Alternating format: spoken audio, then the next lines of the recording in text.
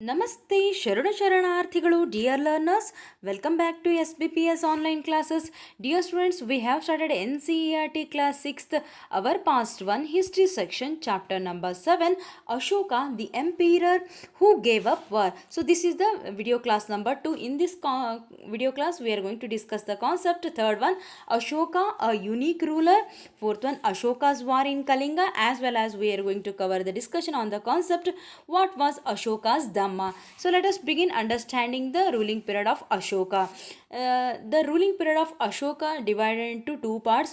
So one is the period that we call before the Kalinga war, another one is the after the Kalinga war, as well as we are going to understand legacy of Ashoka. So start with the before the Kalinga war. So start with the understanding his timeline. So it means the period of Ashoka. So he took birth in 300 before Christ era. His reign begins in the 272 before Christ era, and he got the marriage in 284 BCE.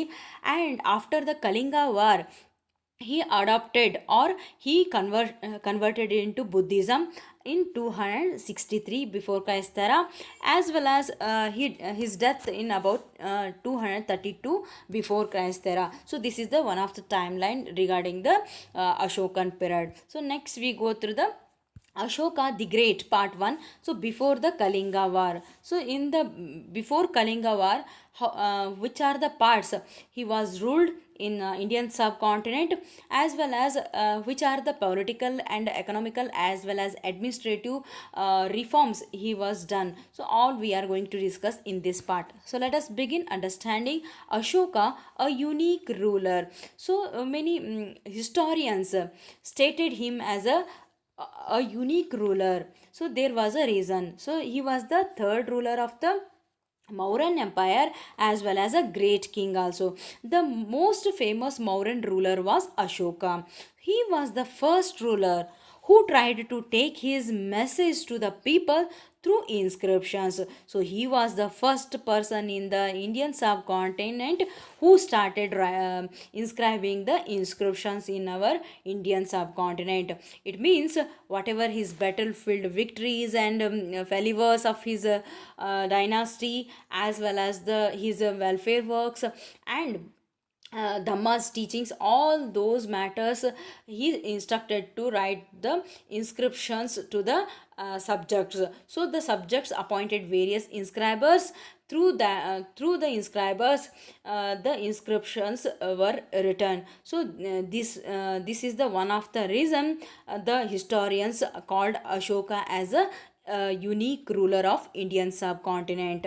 And so these inscriptions are written in Prakrit language, and the script is Brahmi. So where the inscriptions found out in our Indian subcontinent, in which parts? So those we are going to discuss now. So this is the one of the Mauryan Empire map of the subcontinent. So in this you have the some red color dots. So those are the places the Ashokan inscriptions were found out, and black color dot, those are the some of the cities. So let us read the one by one. In the northwest part of at present day Pakistan, Lampaka, Kandhara, Takshashila, Manshera, and Shahbaz Ghari. So these are the some places the archaeologists found out the some of the inscriptions. Takshashila, it was the one of the capital of the Mauryan Empire. And in the north part of our subcontinent, you have the Khalsi, Topra, Baharanpur, Meerut, Lumbini, and Kaushumbi, Gurjara, Saranatha, and Lahoria, Arajraj, and Pataliputra. So these are the some north part locations in the archaeologists found out the inscriptions of regarding Ashoka. And in the heart of the subcontinent you have the Ujjain, Sanchi, Rupanath, and Pangoria. And in the Gujarat part you have the Girnar. So in these places also archaeologists found out the inscriptions. Those are in the pillar inscriptions, as well as the surface stone surface inscriptions. And in the south part you have the Sopara, Sannati, Maski, Brahmaguri, Yaragudi, and in the eastern coastal line you have the Kalinga and Dahuli. So these are the some of the places in the south part, the archaeologists found out the Ashokan's inscriptions. So start with the few information regarding the second part, that is after the Kalinga war.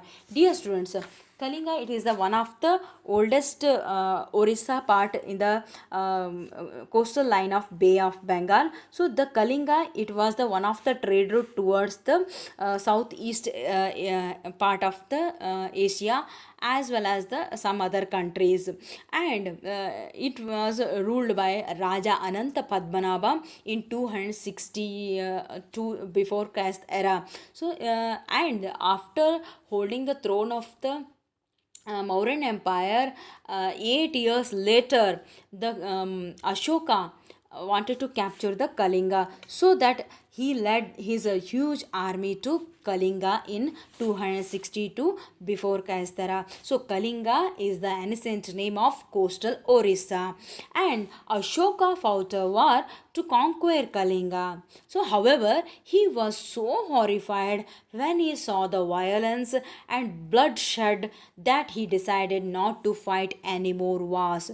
So he is the only one king in the history of the world who gave up conquest. Conquest means wars after winning a war. So this is the one of the life story of the Ashokan ruling period, when he captured the Kalinga after the great victory. He decided that he will not continue the again war in his life until his death.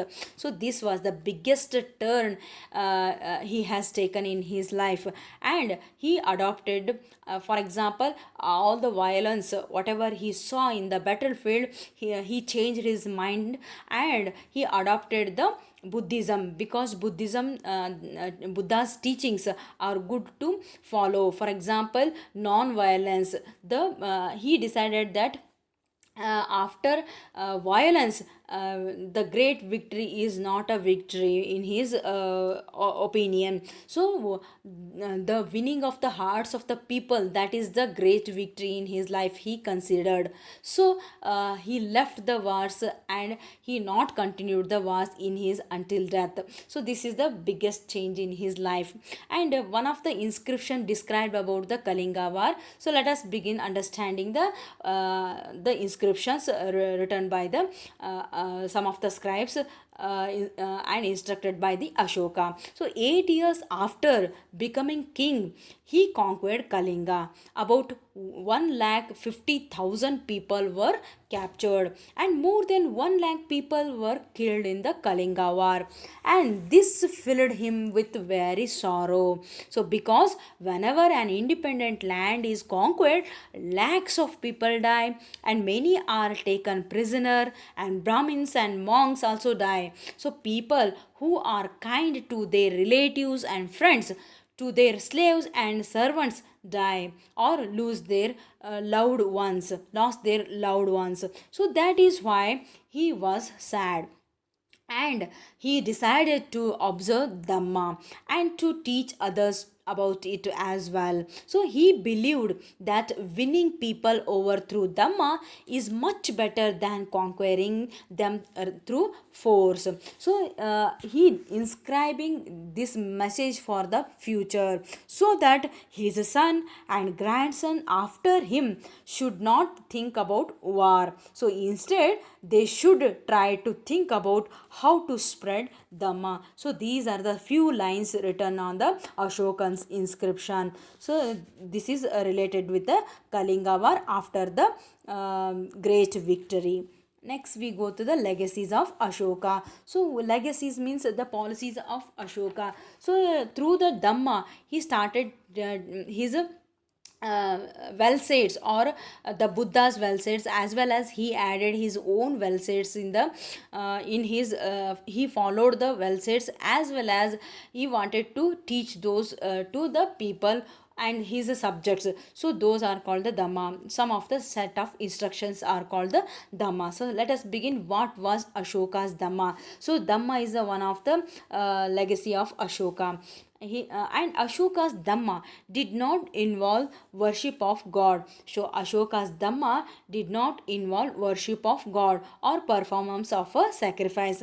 He felt that just as a father tries to teach his children, he had a duty to instruct his subjects. Subject means his appointed persons or his followers. And he was also inspired by the teachings of the Buddha. And he felt, and there were a number of problems that troubled him. So people in the empire followed different religions, and this sometimes led to conflict. So animals was were sacrificed, so slaves and servants were ill treated. Besides, there were quarrels in families and amongst neighbors also. So Ashoka felt it was his duty to solve these problems. So he appointed officials. So the officials known as Dhamma Mahamatta, who went from place to place teaching people about Dhamma. So and besides, Ashoka got his messages inscribed on rocks and pillars, so instructing his officials to read his message to those who could not read it themselves. So Ashoka also sent messenger to spread his ideas about Dhamma to other lands such as Syria, Egypt, Greece, and Sri Lanka. So, and he built some of the roads, dug wells, and built rest houses for the Buddhist monks and nuns and farmers and so on.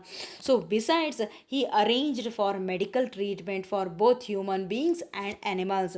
So, what are the Dhamma principles are insisting to the people? So, the main principles of Dhamma start with the first one. So, it indicates the we should follow the non violence in society, and we should tolerance of all sectors, means we should take the tolerance in all matters, and obedience to our respective parents, and respect for brahmans, teachers, and priests, and liberality towards the friends, as well as maintain the human treatment for our servants.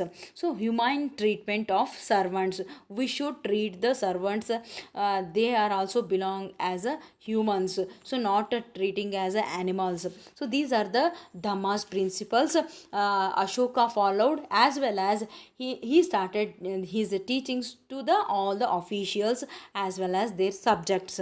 So and spread of Buddhism, and Ashoka in his ruling period in the after the Kalinga war, he adopted the Buddhism, or he converted into the Buddhism, and he started the spread of the Buddhism, Buddha's teaching, as well as his own some of the policies also. So Ashoka built various shrines and monasteries also, and inscribed Buddhist teachings on rock pillars and rocks in many places. He sent missionaries to countries also. His own son Kunal became monk and carried Buddhism to Sri Lanka. So his son Kunal became a monk and carried Buddhism to Sri Lanka. So how the Ashoka followed the Buddhism in and spread the Buddhism in all over the country, as well as some of the adjacent countries also. So Ashoka built roads, dug wells, built rest houses. He arranged for the treatment of unwell humans as well as animals. So this shows the his love about the care and concern about the animals also. And next we go through the another one legacy he followed in his inscription also, that is pillar inscriptions, the lion capital. So you are observing the one of the chakra, this is adopted in our national flag also. So start with the reading. After Ashoka's death in 232 before Christ era, the people of India decided to commemorate Ashoka by using his personal chakra. So this is also called as a chakra or wheel. It can still be seen today on the national flag. So the word chakra is Sanskrit, and it means a cycle or a repeating process. So which are the repeating process? So start with the discussion about the chakra. So Ashoka's wheel of law. So Ashoka's chakra is also known as the wheel of the dharma. So Ashoka's chakra is also known as the wheel of the dharma, Dharma means way, and it symbolizes 24 virtues. In Buddhism, there are 24 virtues in the Buddhism. So some of these 24 virtues include love, patience, peacefulness, courage, justice, and mercy. So these are the some virtues we should follow in our life to live happiness and to treat other people good mannerly, and they will also live happily. So this is the one of the laws he Ashoka followed in his teachings, as well as he adopted the Buddha's teachings also. So these are the Ashokan's legacy of in his ruling period. So in upcoming class we will start the new chapter. Till then, bye bye, have a nice day.